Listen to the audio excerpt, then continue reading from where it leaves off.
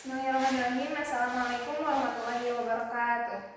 Alhamdulillahirrahmanirrahim. Wabihi nasta'in ala umuri dunya wa din. Wassalatu wassalamu ala asrofil anbiya'i wal mursalin wa ala alihi wa sahbihi ajmain, amma ba'd. Pertama-tama adalah kita panjatkan puji serta syukur kehadirat Allah Subhanahu wa taala yang dimana atas berkat rahmatnya kita bisa berkumpul walaupun secara daring. Yang terhormat kepada Ibu Vina Dartina, SOS MPD MI Kom City sebagai dosen pengampu mata kuliah komunikasi dalam BK, dan teman-teman yang saya hormati. Ya. Perkenalkan, nama saya Melina Eliani. Saya di sini sebagai moderator dan presentator, dan rekan saya Siti Fadila sebagai presentator pertama. Saya Fadisa Putri sebagai presentator kedua. Saya dapat Syawal sebagai presentator ketiga. Oke. Komunikasi dalam BK merupakan aspek yang penting karena menjadi dasar bagi terciptanya hubungan yang efektif antara konselor dan konseli. Maka dari itu, beberapa menit ke depan kita akan membahas komunikasi dalam BK bersama kelompok 2. Oke, langsung saja dimulai. Dari yang pertama, keterampilan komunikasi dalam bimbingan dan konseling. Konseling merupakan profesi yang hadir sebagai respon terhadap kebutuhan individu untuk memahami diri, lingkungan, serta hal lain yang terkait dengan kehidupannya. Konseling merupakan sebuah pekerjaan profesional yang dalam pelayanan ahlinya tidak hanya sekedar menerapkan seperangkat prosedur tetap, melainkan selalu berpikir dengan mengarahkan kemampuan akademik yang dikuasainya untuk melakukan layanan konseling. Nah, jadi komunikasi dalam bimbingan konseling ini adalah dasar yang sangat penting untuk membantu konselor menjalankan peran profesionalnya secara efektif. Jika komunikasinya baik, maka tujuan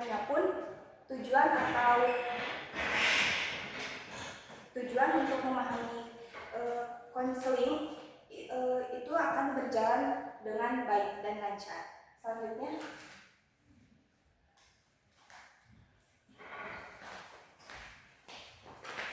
Selanjutnya ada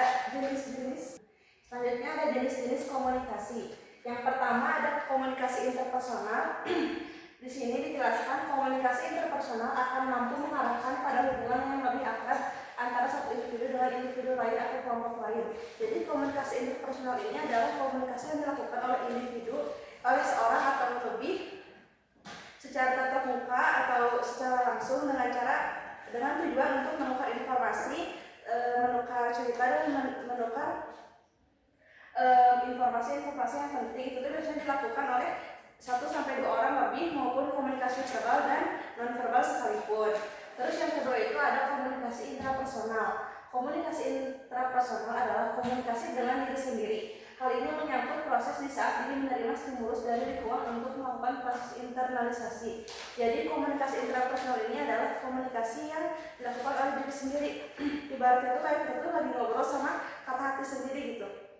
Itu komunikasi intrapersonal. Jadi berbicara dengan diri kita sendiri atau hati, sesuai hati berbicara dan kita ikut menjawab juga. Lalu yang ketiga ada komunikasi kelompok. Yang selanjutnya ada komunikasi kelompok, di mana komunikasi kelompok itu adalah sekumpulan orang yang mempunyai tujuan yang bersama untuk berinteraksi antara satu sama lain untuk mencapai bisa mengenal satu sama lainnya, lalu dengan memandang mereka sebagai bagian dari kelompok tersebut. Seperti contohnya, saya dan rekan-rekan saya mempunyai tujuan yang sama untuk mengerjakan tugas kelompok dan mengenal satu sama lainnya lebih jauh. Yang selanjutnya ada komunikasi massa. Komunikasi massa juga diartikan sebagai proses komunikasi di mana pesan dari media dicari, digunakan, dikonsumsi oleh audiens. Untuk media massa juga bisa diperoleh melalui koran, televisi, radio, lalu majalah juga. Selanjutnya ada pengaruh hambatan komunikasi dalam konseling. Yang pertama itu ada keterbatasan bahasa. Di sini dijelaskan klien seringkali mengalami kesulitan dalam menyampaikan masalah karena keterbatasan dalam bahasa atau istilah yang digunakan. Jadi maksud di sini tuh ketika proses konseling dilakukan, biasanya itu si konsel itu menyampaikan informasi dengan cara mencampur dengan bahasa daerah atau bahasa yang ada di rumahnya gitu. Kan tidak semua konselor itu mengerti akan bahasa daerah yang digunakan oleh si konselor itu. Jadi alangkah baiknya menggunakan bahasa yang ada seperti bahasa Indonesia gitu. Karena ini bisa menjadi hambatan komunikasi karena nggak semua konselor itu tahu bahasa daerah si konselor itu. Terus yang kedua itu ada kurangnya pemahaman konselor terhadap klien. Kurangnya pemahaman konselor terhadap klien, proses konseling dapat mengakibatkan berbagai masalah dalam interaksi dengan klien. Maksudnya kurangnya pemahaman konselor itu, jadi si konselor itu tuh kurang memahami apa yang dirasakan oleh klien tersebut gitu. Jadi sehingga si klien itu kayak berdiri sendiri atau gak dikasih pemahaman, gak dikasih empati sama konselornya, itu tuh bisa menghambat juga. Terus yang ketiga itu ada kesulitan klien dalam menyampaikan masalah. Ketidaknyamanan ini dapat mengakibatkan informasi penting tidak terungkap sehingga menghambat proses konseling. Nah, maksudnya kesulitan klien itu biasanya itu klien itu kesulitan untuk menyusun kata-kata gitu untuk menyampaikan informasi, jadi nggak jelas. Terus maksud dari kesulitan itu si konselor itu tuh masih punya kayak rasa malu, terus rasa gak percaya diri, takut dihakimi gitu. Jadi itu juga bisa menjadi hambatan. Terus yang keempat ini ada tidak ada rasa percaya diri dari konselor. Ketidakpercayaan diri di kalangan konselor dapat diatasi melalui pelatihan keterampilan dan dukungan profesional. Jadi ini tuh tidak ada rasa percaya diri konselor itu bakal jadi hambatan gitu, karena kan kalau misalnya kita gak percaya diri sebagai konselor terus melakukan konseling si konselor itu kayak bakal ragu gitu menyampaikan informasi atau menyampaikan masalahnya, karena kan seorang konselor itu memberikan kepercayaan kepada orang lain, jadi kita terus mengusahakan terlebih dahulu agar percaya diri terlebih dahulu. Nah ini tuh kalau misalnya kita masih gak percaya diri sebagai seorang konselor, itu bisa dilakukan kayak pelatihan agar bisa tampil profesional di depan konselor dan klien seperti itu. Selanjutnya ada dimensi pribadi konselor. Nah, dimensi pribadi konselor ini merujuk pada karakteristik ataupun nilai atau kualitas pribadi dari seorang konselor yang harus dimiliki oleh seorang konselor yang profesional.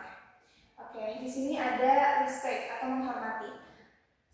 Respect ini adalah sikap atau tingkah laku yang demonstrasikan penghargaan, penghormatan, dan perhatian. Nah, si konselor ini jika misalkan kedatangan konseling, sikap pertamanya itu yaitu sikap menghormati. Jadi jangan langsung judge kalau misalkan si konseling bercerita ataupun apa, tetapi menghargai apa yang dia rasakan. Tuh. Yang kedua ada acceptance atau penerimaan. Acceptance ini konsep yang penting yang berperan dalam membangun hubungan yang efektif antara konselor dan klien. Nah, penerimaan ini dapat diartikan sebagai kemampuan konselor untuk menunjukkan minat dan pemahaman terhadap peserta didik. Prakteknya melalui berbagai teknik komunikasi yang mendukung interaktif positif antara konselor dan klien. Nah, si konselor juga harus memberikan rasa aman kepada konseli agar dia tuh merasa mungkin kan posisi konseling mungkin terganggu ataupun terintimidasi oleh orang lain. Nah, disinilah konselor harus memberikan rasa aman kepada konseli. Nah, konselor juga harus menerima apa-apa kekurangan yang apa yang menjadi kekurangan konseli. Nah, menerima dan merubahnya dan memberikan saran-saran terbaik gitu. Yang ketiga ada empati. Nah, empati ini merupakan proses bantuan yang diberikan seperti mendengar, berkomunikasi, dan lainnya dengan penuh hati. Nah, tentunya juga seorang konselor itu harus berempati tinggi ya. Seperti halnya berempati itu adalah merasakan apa yang menjadi posisi si konseli. Jadi kita tuh harus merasakan apa yang dirasakan konseli, walaupun itu secara pribadi kita berlebihan apa yang dialami atau yang dirasakan oleh konseli, tetapi kita harus menghargai dan menghormati atau menerima apa yang dirasakan oleh konselor atau konseli. Nah, begitu juga kita juga harus mendengar dengan baik dan menyikapi obrolan dengan baik dan memberikan penghargaan juga sepenuh hati. Jadi tidak cuma basa-basi atau apa-apa. Selanjutnya ada genuine atau keaslian.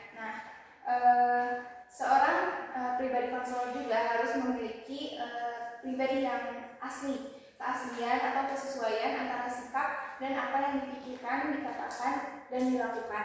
Nah, begitupun juga misalkan konselor jangan harus bisa merahasiakan apa yang dikatakan oleh konseli, karena jika kita tidak, berarti kita menghilangkan keaslian atau keaslian dari pribadi konselor ini. Nah, seperti halnya keaslian memberikan penghormatan secara ya emang benar-benar kita seorang konselor gitu, tidak fake gitu. Nah, selanjutnya ada concreteness atau kekonkretan, merupakan keakuratan dan kejelasan komunikasi. Nah, kan biasanya misalnya seorang konselor itu suka bercerita, pas bercerita itu kan misalkan mengarah kemana-mana. Nah, kita tuh harus memfokuskan dia, menghadapkan dia terhadap masalahnya, agar dia tuh tidak terlarut dengan perasaan-perasaan yang membuat dia kesusahan untuk mencari solusi dari masalah tersebut. Kita harus menunjukkan membimbing ulang gitu, apakah arahnya sesuai dengan masalahnya atau tidak. Oke, yang selanjutnya ada unconditional positive regard atau penghargaan positif tanpa syarat. Penerimaan dan penghargaan terhadap siswa sebagaimana adanya akan menempatkan siswa sebagai individu fungsional. Di sini juga kita harus melihat konseli adalah manusia yang unik, yang bermacam-macam. Jadi kita tidak bisa menyimpulkan bahwa konseli itu adalah pribadi kita. Kita juga jangan kaget apabila semisal si konseli itu menceritakan kekurangannya atau kesalahannya, tetapi kita harus menerimanya tanpa harus julid atau menuntut si konseli untuk ikut dengan saran kita, tetapi kita harus mendiskusikan apa yang dihadapi. Kita harus menjadi kaca bagi dia agar dia tuh lebih fokus ke masalahnya dan tidak menuntut apapun dan mendiskusikan hal tersebut. Di sini ada kesimpulan. Jadi kesimpulannya itu, keterampilan komunikasi pada bimbingan konseling merupakan elemen yang mendasari interaksi antara konselor dan klien. Keterampilan ini tidak hanya berfungsi untuk menyampaikan informasi saja, tetapi juga untuk membangun hubungan yang efektif, memahami kebutuhan klien, dan memfasilitasi perubahan positif serta pola pikir klien. Konselor yang terampil dalam komunikasi bisa menciptakan lingkungan aman dan mendukung sehingga klien merasa nyaman dan untuk berbagi masalah mereka. Oke, baik.